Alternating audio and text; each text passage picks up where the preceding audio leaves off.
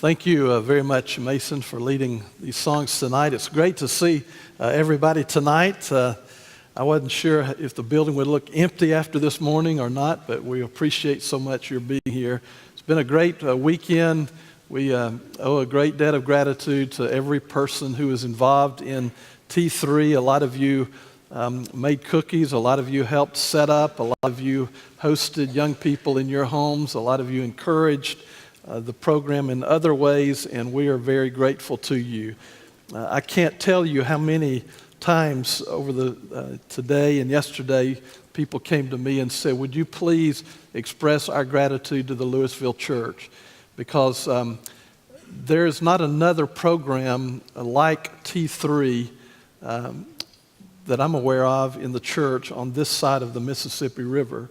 There are a couple like this on the other side of the river, but not anything quite like this on this side of the river. And so that has the ability to host as many people and is involved in so many ways. So a number of people said thank you for what the Louisville Church does, not just in this event, but in other programs. And this church has been blessed in numerous ways through the years with people who have vision and people who are willing to step out in faith and to do great things for God. And you are a blessing to a lot of people in this part of the country, around the country, and around the world because of your work. And I hope that's something that we don't take lightly. We don't want to allow that to cause us to be prideful in the wrong kind of way, but I hope that you understand how much that is appreciated and how valuable that is to the church. And so we are grateful that we have elders who allow us, and in the past have had elders who allow us to offer these opportunities. And so thank you very much. And wasn't that a wonderful worship service this morning? Somebody asked me what the count was. I saw on the board, the count said 993. And I'm thinking, if we can't get 1,000 out of 993, something's not right. And I got to thinking, surely do we have 7 ladies who are having babies soon? And if we don't, do we have 4 that could be having twins? I don't know about how you do that, but surely there were more than 1,000 people here today. But it was a great day, and it's been a great weekend. And thank you all for being involved in so many ways and for your encouragement for good events, for the cause of Jesus Christ. It's for the glory of God and for the building up of the kingdom. The Bible tells us that over and over again, that everything that we do, we're to do to the glory of God and for the building up of the kingdom. And while we're thankful that we have wonderful local congregation here, wonderful leaders and wonderful people who love God and who are doing the best that they can, we're also thankful that we have opportunity to influence the cause of Christ in other places through events like this. Well, tonight we're in Exodus chapter 2. I hope you'll open your Bible there, and we're going to try to cover these first 10 verses tonight. And I hope you're reading the book of Exodus. And my goal is to get all of us to remember 2 key words in the first part of the book of Exodus. The words are providence and redemption. This is a book, the first section, about how God works in the lives of people and how God redeemed his people then and how God redeems his people now. And so I hope that if somebody ever asks you, what is the book of Exodus about? I hope that it will come to your mind, providence and redemption. Providence and redemption. And we're going to continue over and over again to talk about this. And it's about how God is going to redeem his people then and how he is going to redeem his people now. So in chapter 1, we've noted that there's a new Pharaoh who has come on the scene. He doesn't know Joseph. He doesn't know about the history of the people of Israel. He doesn't know how much good they've done the Egyptians over the course of the years. But now they've been in slavery for more than 400 years, 430 years, some scholars say. Some say closer to 500 years. But for a long time, they've been in Egyptian bondage. And this new regime comes into power, and this new Pharaoh, who we said last week, we don't know his name, but we know the names of those 2 midwives. Isn't that interesting that we don't know the name of the powerful ruler, the most powerful ruler in the world at that time, but we know the name of these 2 Hebrew midwives. God works in amazing, amazing ways. And so he doesn't care much for the children of Israel. He's afraid, I believe, of them. He's afraid that they might become so great in number that they will overpower the Egyptians. And now we believe that they're 1 million or more strong. Some say upwards of 2 million. We don't know the exact number, but a lot of Israelites were living in this part of the world during this time, and they're working. And so he becomes concerned about the fact they might overpower Egypt, or they might join another foreign nation who would try to overcome Egypt, the most powerful nation in the world during this day. And so he devises plan to try to slow their growth down, to try to keep them under his thumb, to try to have power over them. And ultimately, it's my conviction that he doesn't just want to control them, but I believe that he wants to eradicate them. He wants to remove them from the face of the earth. And so he has these plans. The first thing that he does is he gives them extra work. He causes them to have to work harder. And the text says that during that time, while he was trying to cause them to work harder, that they began to grow even more, that they were multiplied even more. The second thing that he does is he uses these midwives and he commands them, when you go and deliver a Hebrew baby, I want you to take the life of that child. And so he's trying to use the Hebrew people against themselves. And so I want you to kill any Hebrew male child who is born if you are a midwife. And then, of course, that doesn't work. God uses the midwives to overcome the plan of Pharaoh with his own plan. And then the third thing he does at the end of chapter 1, remember he said, we talked about this last week, he called upon all of the Egyptians, all Egyptians, I want you to do everything within your power to kill all Hebrew male babies who are born. I want you to kill them all. I want you to throw them in the Nile River. And so that's where we kind of left off last week. And what we're going to see tonight is that God continues through his providence to work through people. Sometimes even the enemy, God will work through the enemy to accomplish his plan. And the big scheme that we want to notice here in Exodus is that it's not just about the redemption of the people of Israel, but ultimately this is about God's eternal plan. This is not about God's temporary plan. This is not something that God was just doing just for these people, but it's about his eternal plan. He's going to bring his son into the world to redeem all of the lost people of the world. That's really what Exodus is ultimately about. So let's look at Exodus chapter 2 tonight. And we're going to see, first of all, in verse 1, that a man from the house of Levi and a woman from the house of Levi got married. And that's not anything really out of the ordinary. I'll say just a little bit more about that in just a moment. This is a real story that we're dealing with. This is not fiction. This is not make-believe. This is the ruler of Egypt is saying, I want all the male babies killed. And God in his providence is going to prepare his people just as he does over and over and over again. And by the way, if we are really who we claim we are, we cannot deny the providence of God in our lives today. That God is still working providentially. And so there are three divisions I want to notice tonight. We'll not spend a lot of time, but just three. Number one, God is going to prepare to save his people through the birth of a baby boy.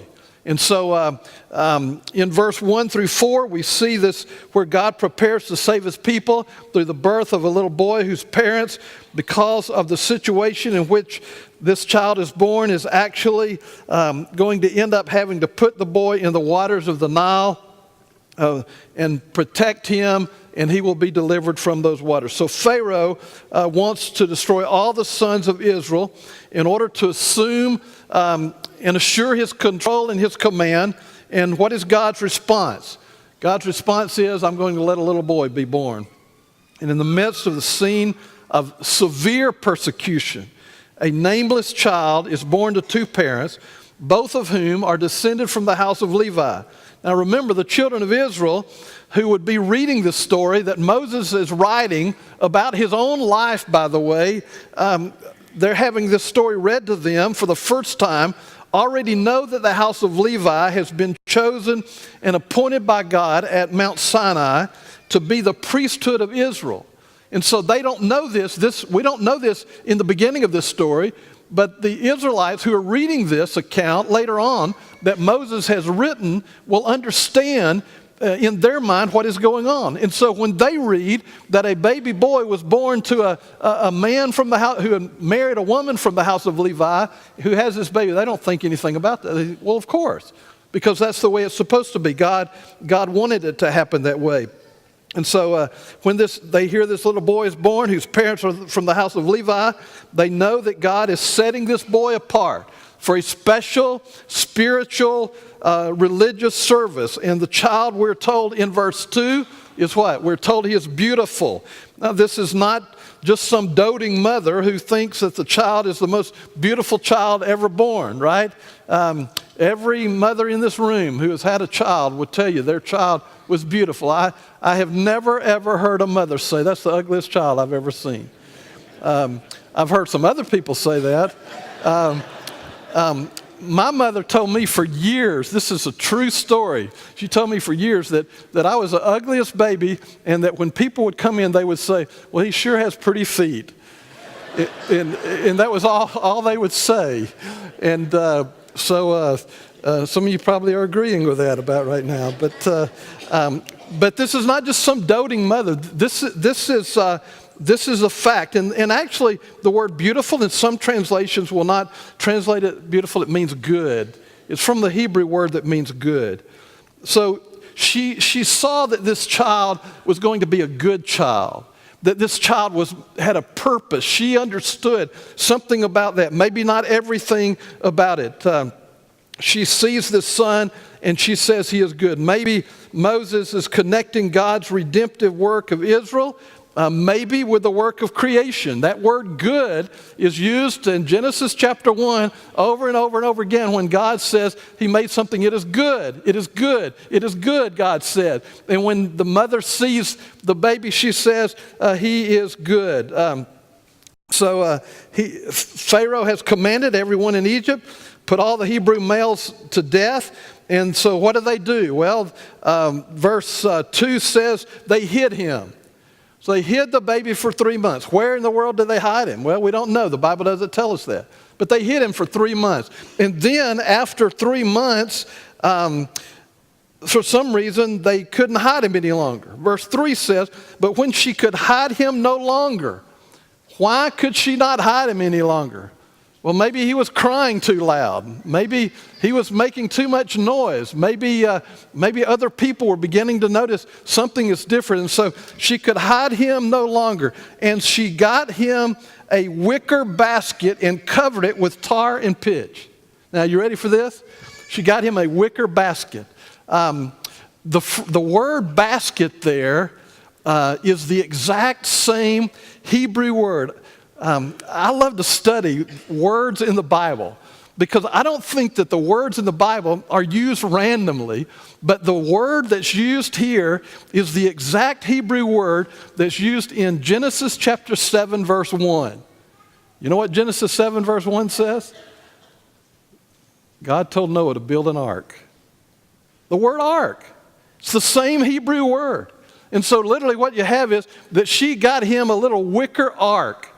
Now, I don't think this is coincidental, ladies and gentlemen. I think that God delivered the people, delivered Noah and his family out of the waters because of their faith. And God is going to deliver this little baby boy out of the waters because of the faith of his parents.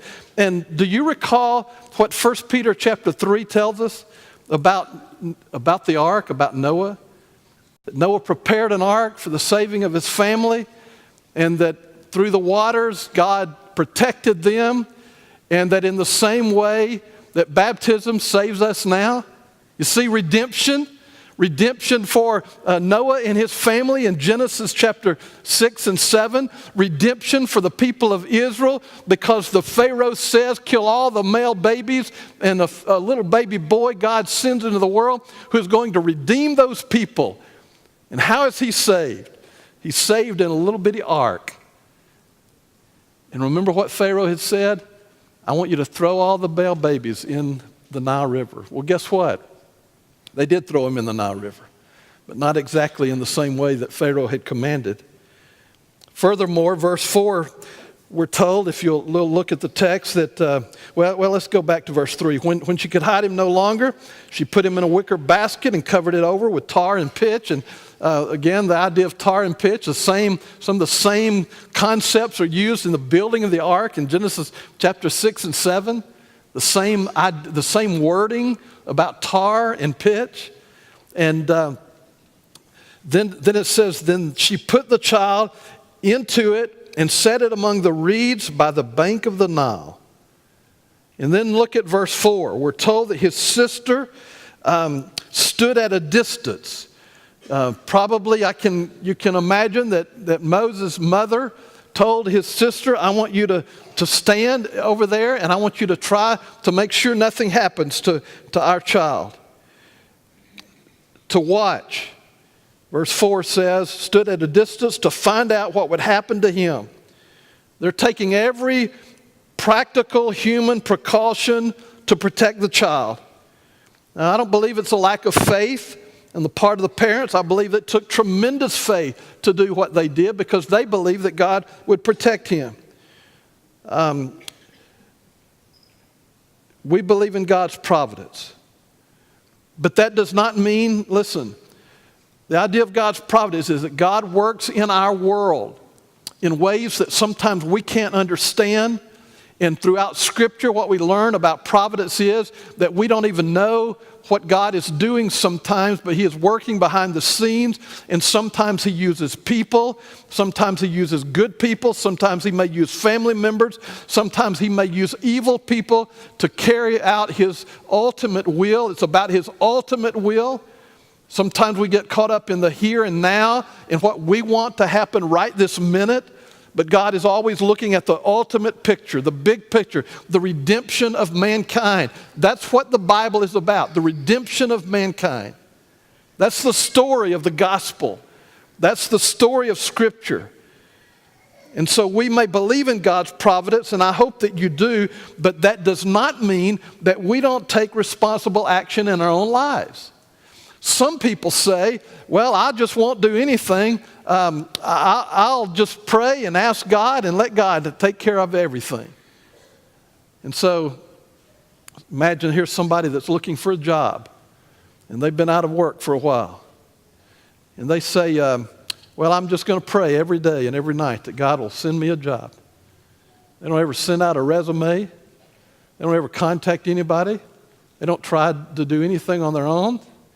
And I can just imagine, God is saying, what in the world are they doing? God works through the lives of people. God works in a providential kind of way. Matthew Henry, a great scholar, once said, duty is ours, events are the Lord's. We're to do our part and let the Lord handle the big picture.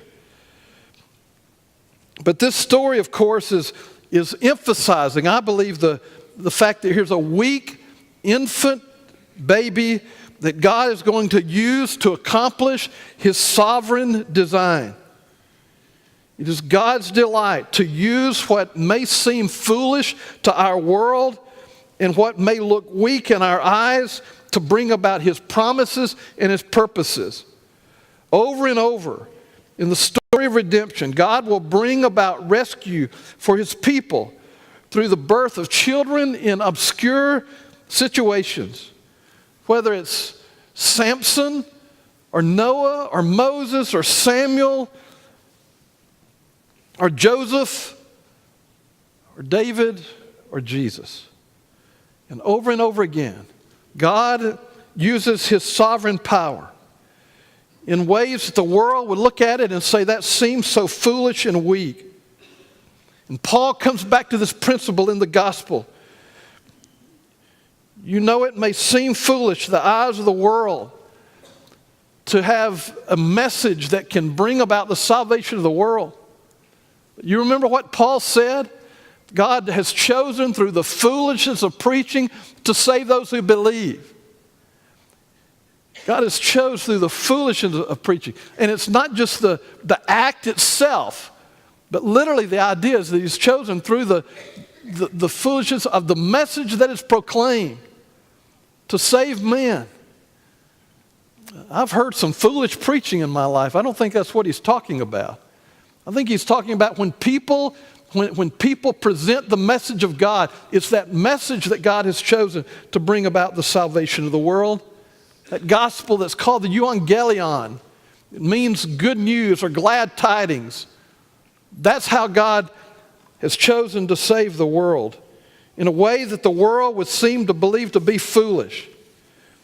In our day, some people would say that gospel preaching is outdated, that it doesn't work in our age.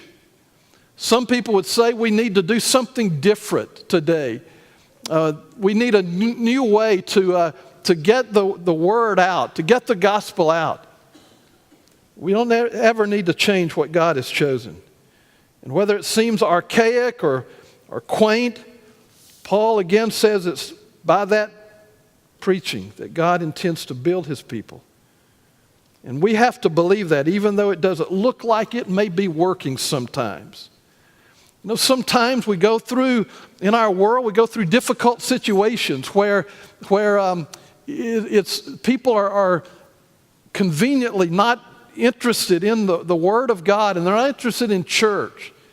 Every statistic I read today, and I get a lot of emails, a lot of newsletters about church growth and about what's going on in America. And did you know that according to most people who are in the know, that the fastest growing religious group in America is what is called the nuns? Now, that's not N-U-N-S, by the way. That's N-O-N-E-S. What does that mean? Well, it means people who claim no religion. They claim to be spiritual. They claim to love God and to trust God, and they claim to believe in Jesus Christ, but they don't want to be a part of any religious group. That's the fastest growing religious group in our country today. So what do we do about that? Well, some people say, well, we need to change our course of action. But it's not the first time it's happened. Through the ages of time, there have been ups and downs in the lives of God's people, in the life of the church. And why would we want to change something that God has commanded us to do? The second thing I want you to notice tonight is the rescue of Moses. It begins in verse 5. In this passage, this child is rescued. Literally, the text says, well, let's read it. The daughter of Pharaoh came down to bathe at the Nile, with her maidens walking alongside the Nile, and she saw the basket among the reeds and sent her maid, and she brought it to her. And when she opened it, she saw the child, and behold, the boy was crying, and she had pity on him, or some Bibles say had compassion on him, and said, this is one of the Hebrews' children. So here's what's going on. The daughter of the most powerful man on the face of the earth in Egypt goes down to the Nile River to take a bath. She has her servants with her. And while they're there, she hears a little baby crying and sees the basket, and she tells them to get the basket, and when they open the basket, they see this little boy. Coincidence? Are you kidding me? Coincidentally, here's the boy who is going to deliver the people of God, who's going to be a forerunner, if you will, to Jesus Christ himself, the great Redeemer of all. And coincidentally, the daughter of the most powerful man on the face of the earth happens to see him and pulls him out of the water.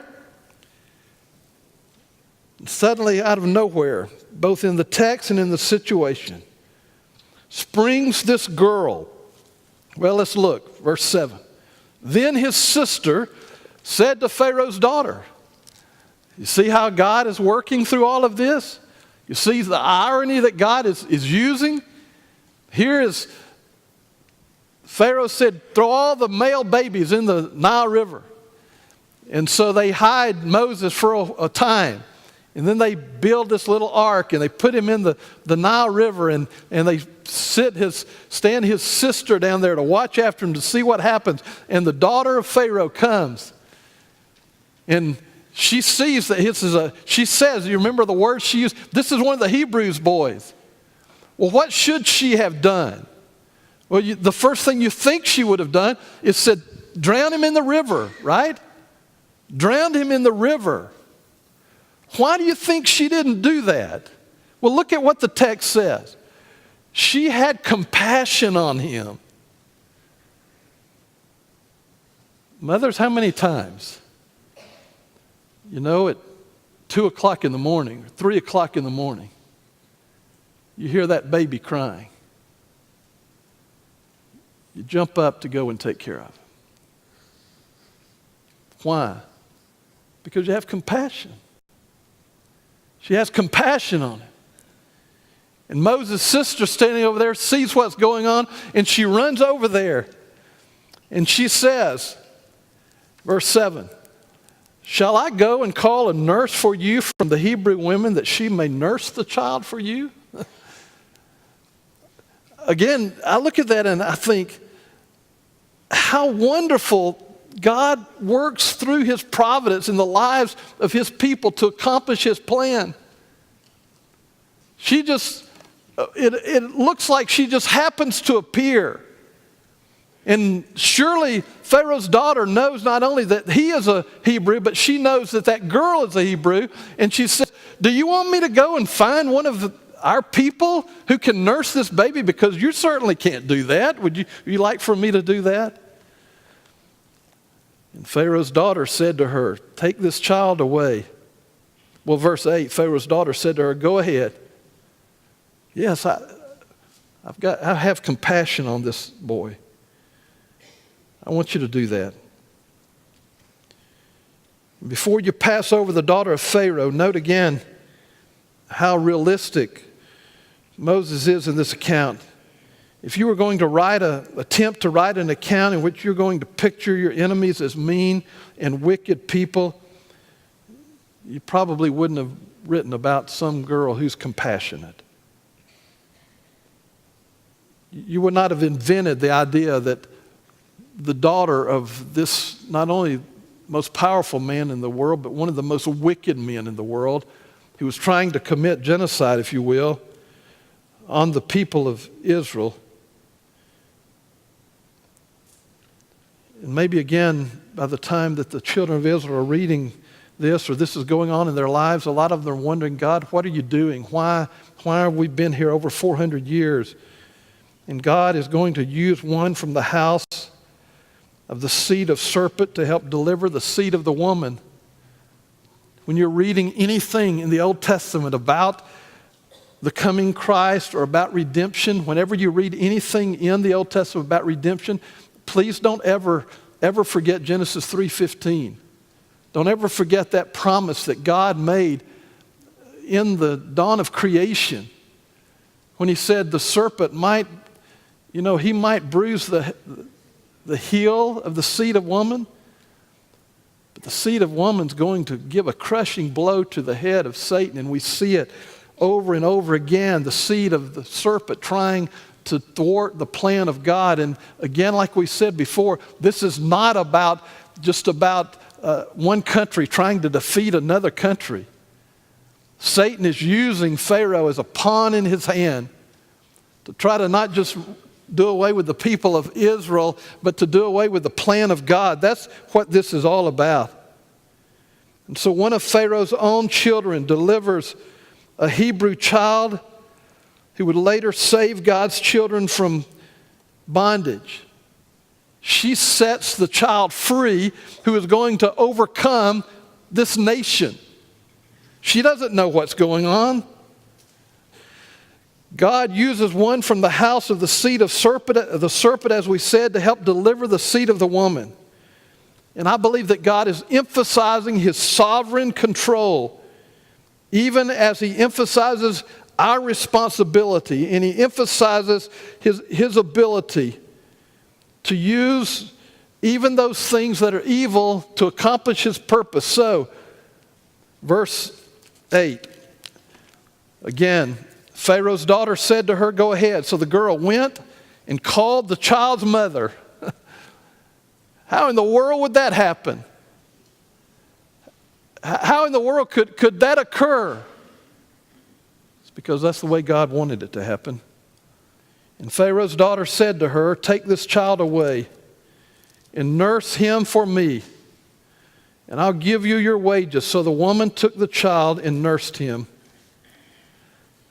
Listen, folks, God's providence is wiser and more wonderful than our minds can conceive as he works the purposes out. You may be going through something right now in your life that you can't comprehend. Why? You can't wrap your arms around it. You may be wondering, what in the world is happening? Where is God?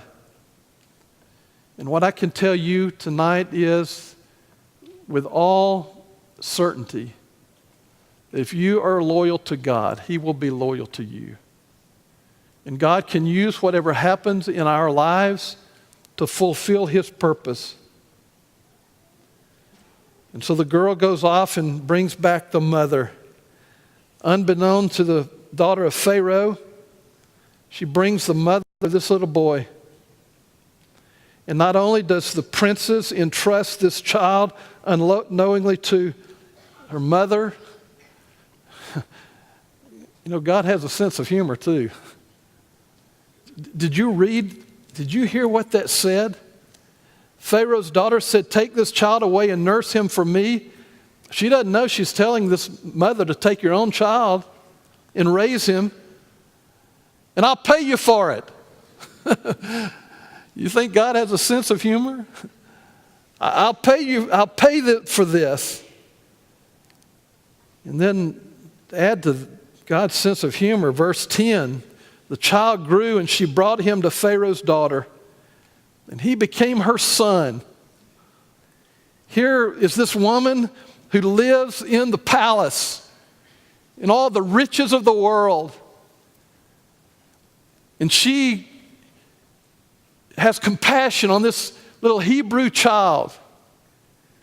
And I wonder, in Pharaoh's twisted mind, why did he let her keep him? He's the one who made the decree to throw all the male babies in the river. Why did he let her keep him? Maybe in his twisted mind, he's thinking, well, this might make some people think I'm not such a bad guy. We'll just take this one kid here and we'll let him grow up in the palace.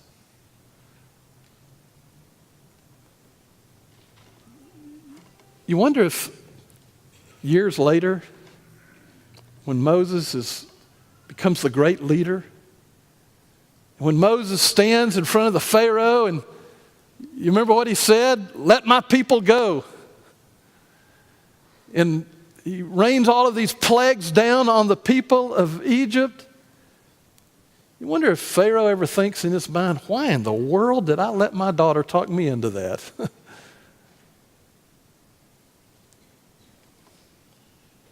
God is at work.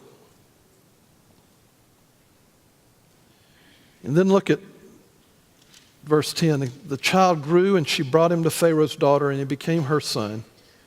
And she named him Moses and said, because I drew him out of the water. Now, the name that she gave to Moses, in the Egyptian language, if I understand this, I ran across this article that said that it means son of. And the idea is that this is going to be my son. She raised him as his son. But in the Hebrew, the word in the Hebrew sounds like the Egyptian word, but it literally means to draw out. And so the princess, you see, draws this child out of the river and names him Moses, and Moses will draw the children of Israel out of Egypt. The name that she gave him said a lot more than she ever understood. And what it reminds us tonight is that God is sovereign. Think of all the ironies that are set forth in the sovereignty of God in this one passage. I wrote down a few. Pharaoh appoints the waters of the Nile River as his means of destroying the children of Israel. But God uses the waters of the Nile as the means of Moses' salvation. A daughter who Pharaoh allowed to live, sister of Moses, is used to thwart Pharaoh's plan. Moses' mother saves him by following Pharaoh's order for his destruction to throw him into the Nile, just slightly modified. One of Pharaoh's own family members undermines his plan and saves the very person who God is going to use to save, to liberate his people from Egypt. An Egyptian princess takes the advice of a Hebrew slave girl. Imagine that. Moses' mother is paid to do the thing that she wants to do more than anything in the world. She's paid by a foreign nation, by a ruler who is trying to destroy her people. And the boy is given a name that means more than the princes ever knew. In chapter 1 through chapter 2, verse 10, there are 5 women who are used to destroy Pharaoh's plan. They foil his plan and they rescue the rescuer. They redeem the redeemer. You know, God moves in a mysterious way. His wonders to perform. He plants his footsteps in the sea and rides upon the storm. God is working through people who have no obvious power in and of themselves, who would have been in trouble without the help of God. And he does it all to exalt his purpose, his eternal purpose, to accomplish his divine will that he set forth before the world was ever created. In a real sense, without Moses, the plan would have been different. Of course, God could have chosen another leader, but this is the way God planned it. And he used the daughter of the most powerful man on the earth to save the deliverer. She delivered the deliverer. She rescued the rescuer. She redeemed the redeemer. And God still can work today in the lives of people who may seem obscure and may not seem very important in the big scheme of things. God may overlook the rulers of the world, and he will use people who have faith and people who have a desire to serve him and people who love him.